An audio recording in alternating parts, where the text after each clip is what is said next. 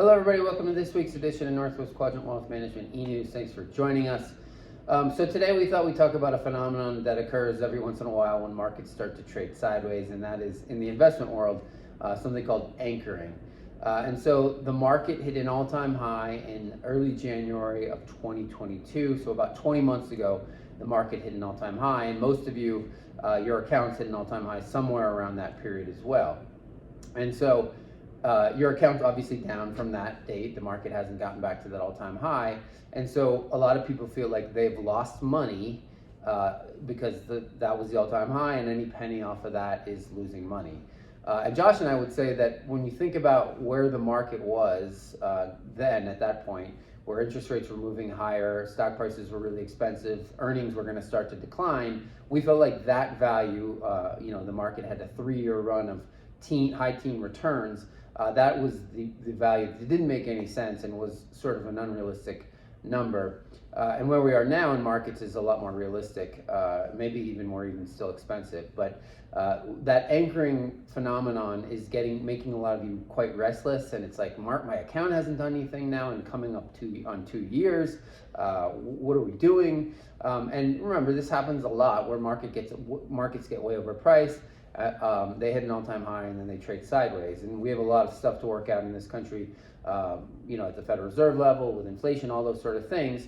And so this doesn't surprise us at all. The one thing to remember as an investor is that everything in your portfolio, for the most part, is paying a dividend, and those dividends are being reinvested in one way or another.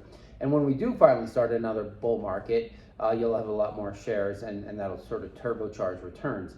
The other good news is that we are finally getting some yield on the bond part of our portfolio, which we hadn't been getting for 15 years. And so we understand it, and people are starting to get restless. And when we're doing reviews, people are saying, "Oh, we're losing money," and that was sort of confusing to us. And then we realized, oh, people think about that January of 2022 high water mark, and every penny since lower than that is losing money. And I understand why you think that, but we think that maybe that value was a little bit unrealistic.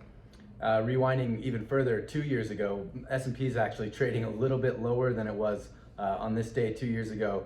NASDAQ a little worse off than that. So stocks have definitely been range bound for a long time.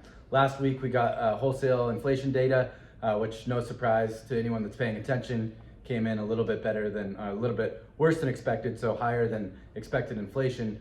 To anyone that participates in the labor market, it is a pretty obvious trend that's occurring. We're seeing that UAW strike at the big three this week continue, and looks like it's going to intensify.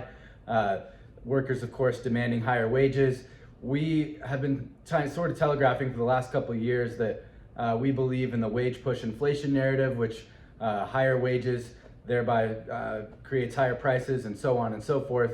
That closed feedback loop is in its infancy here. The retirements are due to accelerate in the years to come. Baby boomer labor force participation continues to decline.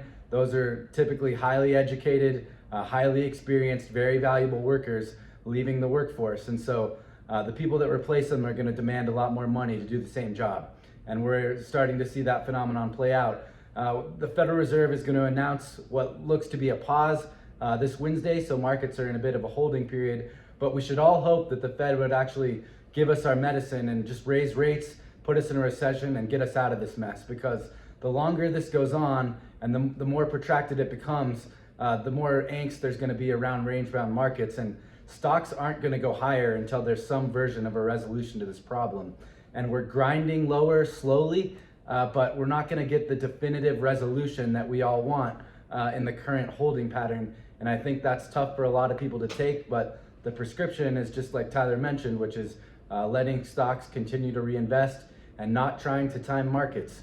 But we'll see what the decision is, and I think we all know what it's going to be, which is that they're going to give higher interest rates more time to work their magic.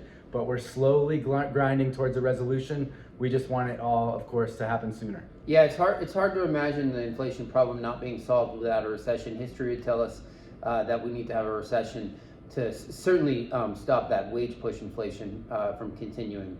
But I think the Fed's trying to walk that tightrope of not having a recession. It's just hard to imagine not having a recession if we're going to actually tame inflation.